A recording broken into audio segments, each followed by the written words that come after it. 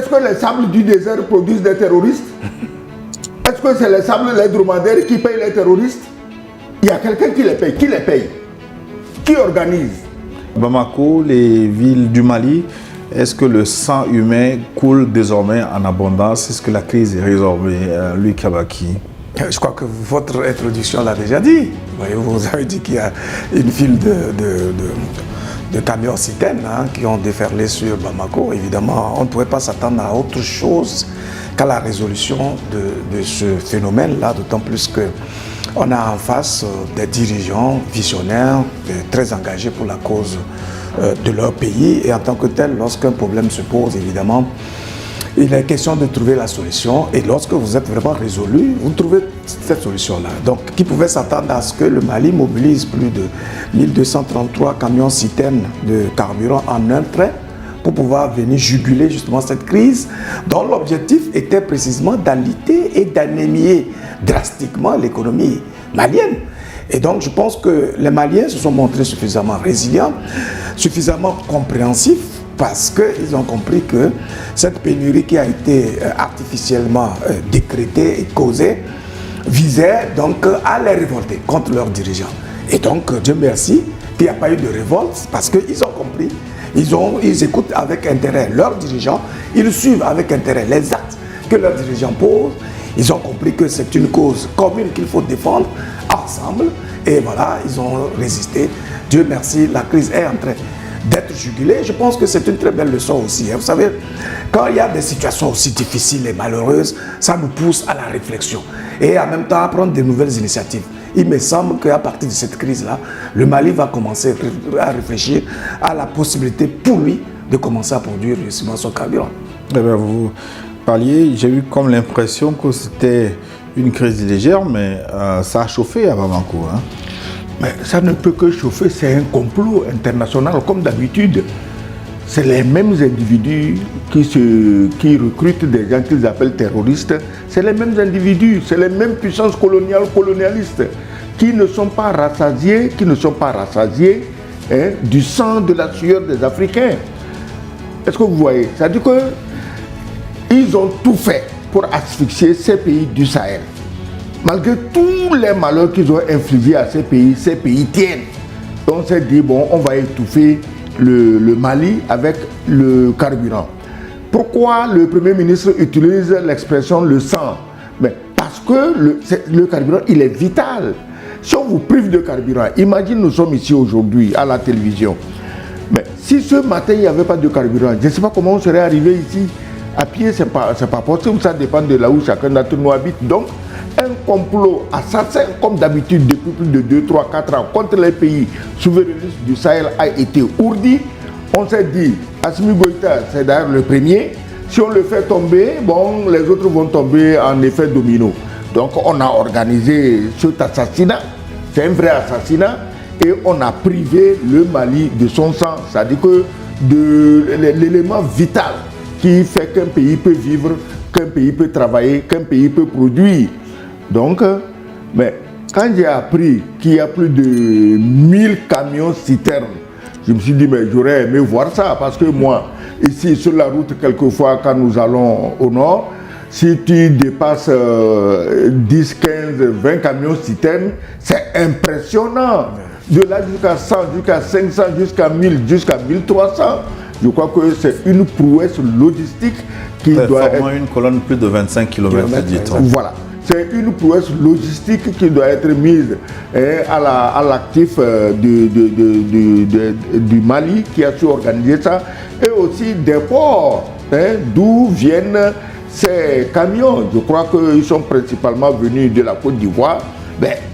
Bravo dans ce cas pour la Côte d'Ivoire qui a fait donc preuve de solidarité. C'est ce qu'on leur demande. On ne demande pas des miracles. Que les Africains sachent que quoi que vous fassiez, vous êtes noirs. Aujourd'hui, tous les peuples du monde sont ligués contre les noirs. Parce qu'ils veulent nous exterminer. Quand je dis tous les peuples du monde, attention, je parle surtout des Occidentaux et des Moyen-Orientaux. C'est eux. Quand tu vas au Mali, c'est eux. Et avec des organisations bizarres, Al-Qaïda, Djinim, c'est pas des noirs. Tu vas au Mali, ils sont là pour exterminer les Noirs. Tu vas au Soudan, au Darfour, ils sont là pour exterminer les Noirs.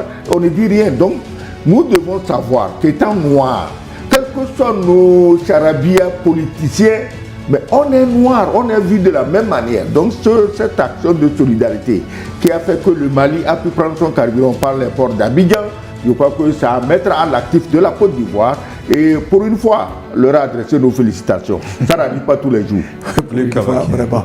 Non, disons que cette crise, en réalité, elle est née à la suite de quoi? Je pense qu'il faut revenir un peu sur les racines de ce problème.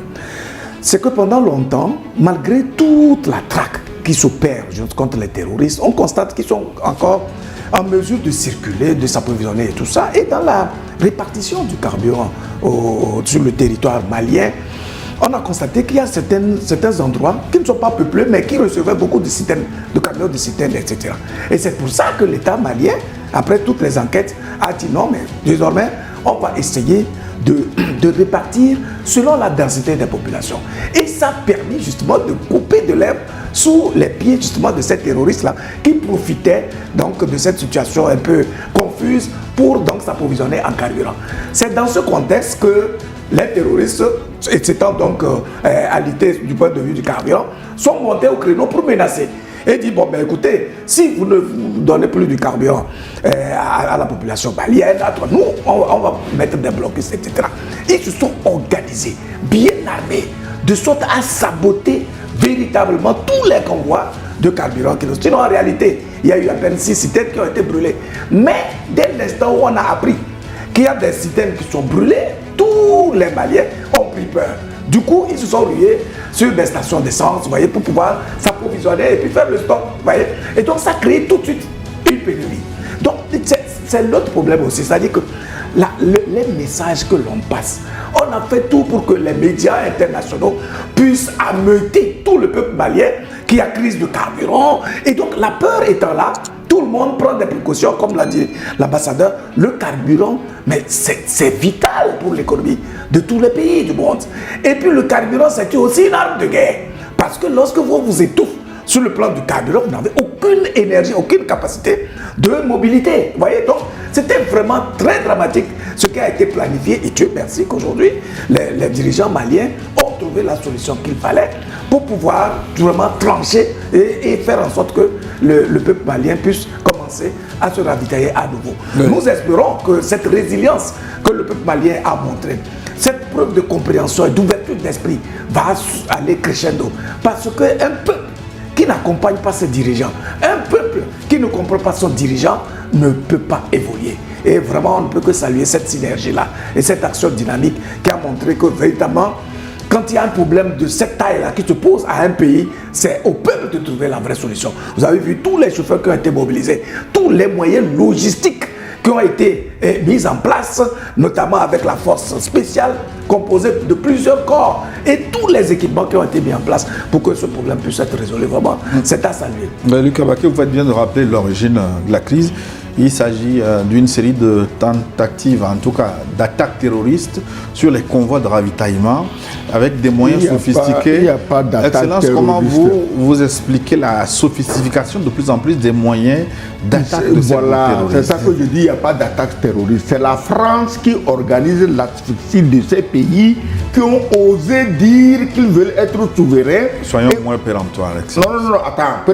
Moi, péremptoire que quoi? Est-ce qu'il n'y a pas la plainte toujours du Mali aux Nations Unies? La France est en train de fuir. Oui, mais là, il s'agit d'un cas spécifique. Non, il n'y a pas de cas spécifique. La guerre a commencé, elle a commencé.